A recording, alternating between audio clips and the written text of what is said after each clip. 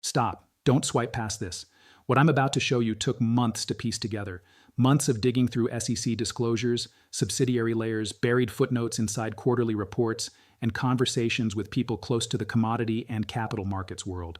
And what I found could completely change the way you look at money, markets, and what may be coming next. Warren Buffett, the investor who transformed a struggling textile mill into one of the largest financial empires on earth. The man who compounded capital at an extraordinary rate for over 6 decades. The man whose shareholder letters are treated almost like scripture by investors around the world. That man has just made a move so unusual, so aggressive, and so unlike anything he has done before, it should be setting off alarms across Wall Street. And somehow, almost nobody is talking about it. Not because the evidence was hidden. It wasn't. It was sitting there in plain sight. In the filings, in the numbers, in the transactions. But almost nobody put the full picture together. Until now. In this video, I'm going to break down exactly what Buffett has done, why it matters, what it may be signaling about the future, and most importantly, how ordinary investors can think about positioning themselves before the rest of the world catches on. Stay with me all the way through this, because what you're about to hear is not just a theory, and it's not just another market opinion. It is the language of capital, and capital tells the truth long before headlines do. Let me start with one number. $325 billion, $325,000. Say that out loud for a second. That is how much cash Warren Buffett is sitting on right now inside Berkshire Hathaway. Not long-term investments, not equities, not bonds, not private deals. Cash and short-term treasury bills, liquid, defensive, ready to move at a moment's notice. And to understand why that number is so shocking, you need historical context. Back in 2007, just before the worst financial collapse since the Great Depression, Berkshire Hathaway held roughly $44 billion in cash. At the time, people mocked Buffett for it. They said he was overly cautious, too conservative, too disconnected from modern markets. They laughed at him for parking so much money on the sidelines while stocks kept climbing higher. Then 2008 happened, and while banks were imploding, retirement accounts were getting cut in half, and fear was tearing through the financial system, Buffett had something almost nobody else had: liquidity. He had cash when cash became priceless. And he used it with ruthless precision. He struck deals with companies like Goldman Sachs on terms so favorable they looked almost predatory. He bought major assets at distressed prices. He stepped in when everyone else was frozen. That cash position didn't just protect him. It made him even richer. Now compare that moment to today. Back then he had $44 billion. Today he has $325 billion. That is more than 7 times what he held before one of the worst crashes in modern history. 7 times more. And here's what makes this even more important. He did not build that cash pile passively. He built it intentionally. He sold half of Apple, one of the most successful and profitable positions Berkshire Hathaway has ever owned. He reduced exposure to banks. He cut back on consumer names. He trimmed across sectors. He sold and sold and sold until he had assembled the single largest cash reserve of his investing life. Warren Buffett does not do that casually. He doesn't panic. He doesn't chase narratives. He doesn't make emotional decisions. When Buffett moves hundreds of billions of dollars into cash, it means he has reached a very serious conclusion about risk. And the obvious question becomes this: what does he see coming that most people still don't? Because this story gets much bigger than cash. Buffett is not simply hiding in safety. He is also quietly building exposure somewhere else. And what he has been buying may be even more important than what he has been selling. Because over the last several years, Buffett has been building what may be the largest commodity-linked position ever assembled by a private investor, and almost nobody seems to understand what that means. Let's go through it carefully.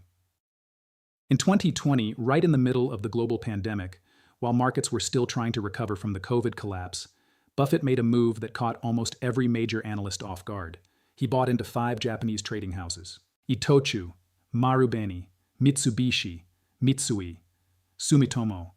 Wall Street didn't know what to do with it. These weren't glamorous AI names. They weren't high-growth tech disruptors. They weren't trendy. They were old-school industrial conglomerates, the kind of businesses most retail investors ignore because they seem boring. But boring is often where the real power is hiding, because these companies are not just trading firms. They sit at the center of the global commodity machine. They are involved in oil, gas, copper, iron ore, agriculture, shipping, logistics, industrial materials, rare earths, and precious metals. They have ownership stakes, supply contracts, infrastructure access, and deep relationships across every major industrial region on Earth. And more importantly than all of that, They have visibility, real visibility, not delayed government data, not polished analyst reports, not public estimates. They can see what is actually moving through the system. They can see what is being shipped, what is being bought, where it's going, how it's being settled, which currencies are being used, which contracts are getting extended, which supply lines are tightening. That kind of information is priceless. And Buffett didn't just make a small test purchase. He kept increasing those positions, again and again. What began as a relatively modest investment grew into a major strategic allocation. Berkshire has steadily built those holdings over time, and today that exposure represents tens of billions of dollars tied directly to the world's commodity infrastructure. That alone would be significant, but it didn't stop there. Buffett also moved aggressively into Occidental Petroleum, not a token stake, not a speculative nibble, a serious, conviction-driven position worth tens of billions of dollars, eventually giving Berkshire a massive ownership interest in one of America's major oil producers. And again, Buffett does not deploy that kind of money because he thinks oil might rise a little. He does it when he believes the long-term setup is deeply mispriced. He does it when he believes the future value of those assets is far higher than the market currently understands. Now layer on top of that Berkshire Hathaway Energy, one of the largest energy infrastructure networks in North America. Then BNSF Railway, a giant freight system that moves coal, grain, fuel, chemicals, and industrial goods across the United States. Then Pilot Flying J, a major logistics and transportation network embedded directly into the physical economy. Put it all together, and you begin to see something extraordinary. Berkshire Hathaway is no longer just a stock portfolio. It is increasingly a real asset machine, a machine tied to energy, transport, commodities, logistics, and the physical movement of the modern world. And when you total up the commodity-related exposure embedded across the Berkshire ecosystem, the number becomes enormous. Over $100 billion. That is not a hedge. That is not a side position. That is not a random collection of investments. That is one of the clearest signals a major investor can send. And the signal appears to be this: the era of easy financial assets may be ending, and the era of hard, real strategic assets may be beginning. Now here is where the story takes an even stranger turn. Because to really understand what Buffett may be doing, you have to talk about something he has publicly criticized for decades: gold. Warren Buffett has spent most of his life dismissing gold. He has mocked it, he has called it unproductive. He has compared it to a useless rock that just sits there doing nothing. He has always argued that productive businesses are superior to dead metal. So when Berkshire Hathaway disclosed a position in Barrick Gold back in 2020, people were stunned. Buffett, buying a gold miner. For a moment, it looked like a complete philosophical reversal. And then not long after, he sold it. The whole position. Gone. Most people looked at that and said, see, it was a mistake. He tried it, didn't like it, moved on. But I think that interpretation misses something important. Warren Buffett almost never does anything randomly. Every move has a purpose, every position tells a story. And a temporary investment in one of the world's largest gold miners, followed by a full exit, may not have been a failed trade at all. It may have been information gathering. Think about what a major shareholder can learn from being inside a large resource company. Operational data, supply outlooks, cost structures, executive conversations, market dynamics, buyer behavior, long-term projections. You gain a level of visibility that no ordinary investor can access from the outside. And if Buffett wanted to understand the true state of the gold market, not the public narrative, but the real underlying structure, a temporary position in a major mining company would have been one of the smartest ways to get close to that information. Then, once he had what he needed, he could walk away. And if that sounds speculative, consider what happened afterward. He continued building positions tied to commodities. He expanded exposure to trading houses deeply connected to precious metals and industrial flows.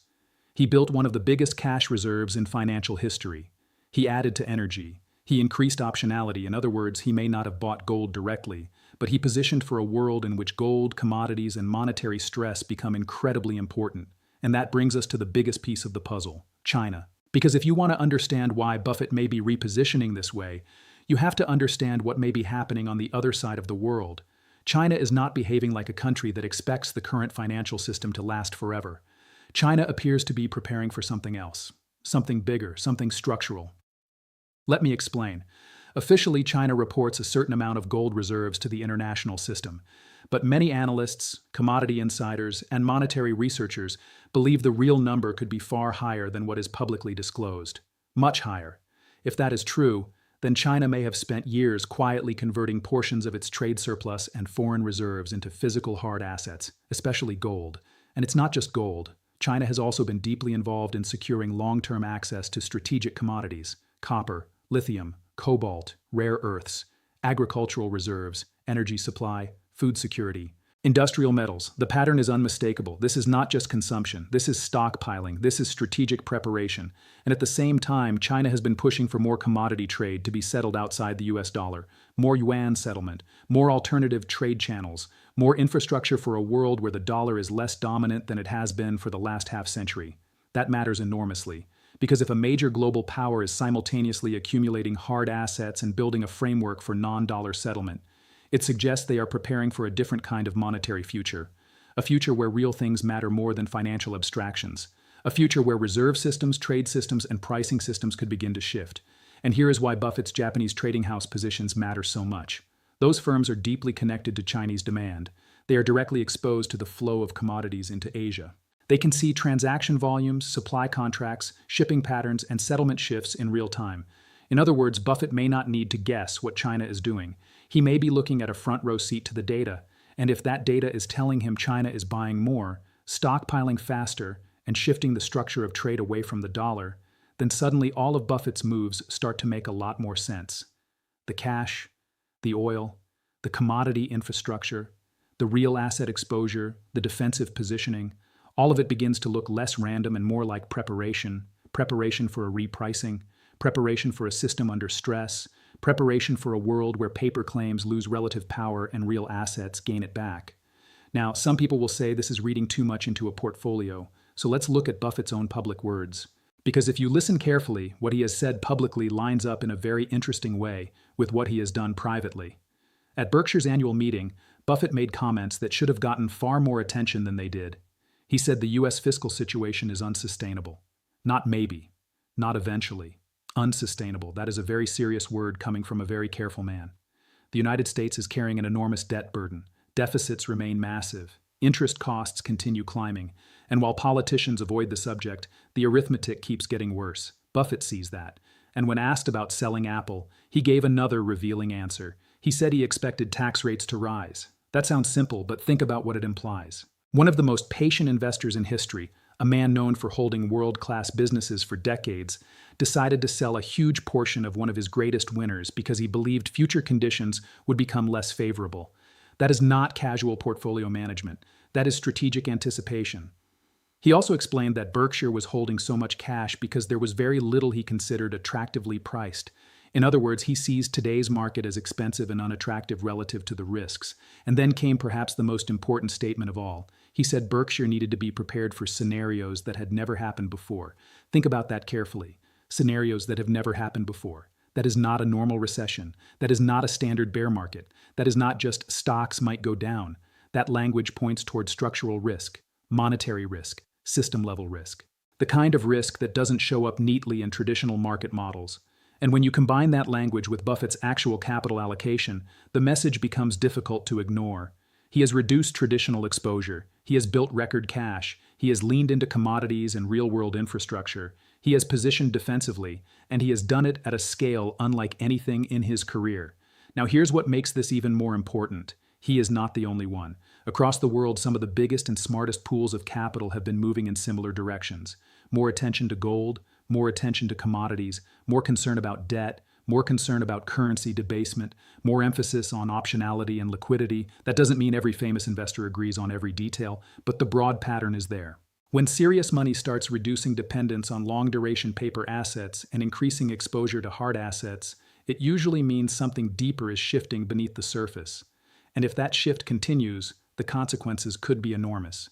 Because for the last 50 years, the world is run on a system built around a few assumptions: that the US dollar remains dominant, that US treasuries remain unquestionably safe, that financial assets continue outperforming hard assets, that global trade continues flowing through the same channels it always has. But what happens if those assumptions begin to crack? What happens if the debt burden becomes too large to normalize? What happens if inflation, deficits, and monetary expansion begin forcing a repricing? What happens if global trade becomes more fragmented and less dollar-centric? What happens if commodities that were underinvested for years suddenly become strategically scarce? That is the kind of environment where gold, oil, copper, agriculture, logistics, and infrastructure stop being boring and start becoming essential. That may be the world Buffett is positioning for. Now, I want to be very clear about something. None of this means panic, and it certainly doesn't mean blindly copying anyone, but it does mean paying attention. Because markets usually do not ring a bell before major shifts. The warning signs are almost always there in advance. The people who benefit are usually the ones who recognize them early. The people who suffer most are usually the ones who dismiss them until it is too late. And if Buffett really is repositioning for a historic real asset repricing, then ignoring that signal could be a very expensive mistake. That is why this matters. Not because Warren Buffett is infallible, but because when a man with his experience, his discipline, his information network, and his track record makes the biggest defensive repositioning of his life, you should at least ask why. You should ask what he sees. You should ask what he is preparing for. And you should ask whether your own portfolio is built for the same world he appears to be anticipating.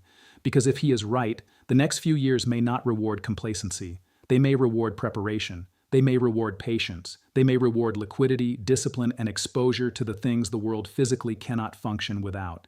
And that is what makes this story so powerful. It is not really a story about Buffett. It is a story about transition. A possible transition from a financial era dominated by paper wealth, cheap money, and asset inflation, into a harder, more volatile era where real assets, supply chains, energy, and monetary trust matter again. And if that transition is already underway, then Buffett may not just be reacting to the future. He may already be positioned for it. That is why the $325 billion matters. That is why the commodity exposure matters. That is why the Japanese trading houses matter. That is why the oil matters. That is why the cash matters. This is not random. This is not passive. This is not noise. This is a message.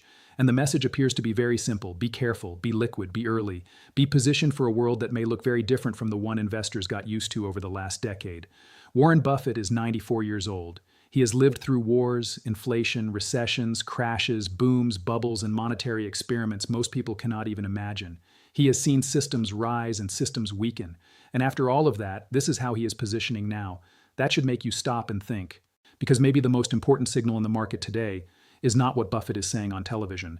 Maybe it is what he is doing with hundreds of billions of dollars behind the scenes. And if you can read that signal clearly, you may have a chance to prepare before the rest of the market wakes up. The window is open now, but it won't stay open forever. Major shifts don't announce themselves politely. By the time the average investor realizes what is happening, the repricing is usually already underway. Buffett knows that. He knew it before 2008. And if this interpretation is right, he may know it again now. So the real question is not whether Buffett has made his move. He already has. The real question is whether you're paying attention. Because if the Oracle of Omaha is repositioning for a new era, and almost nobody is noticing, that may be one of the most important signals in the entire market right now. The Oracle has spoken. Are you listening? If this changed the way you think about Buffett, markets, or your own portfolio, hit like, subscribe, and turn on notifications.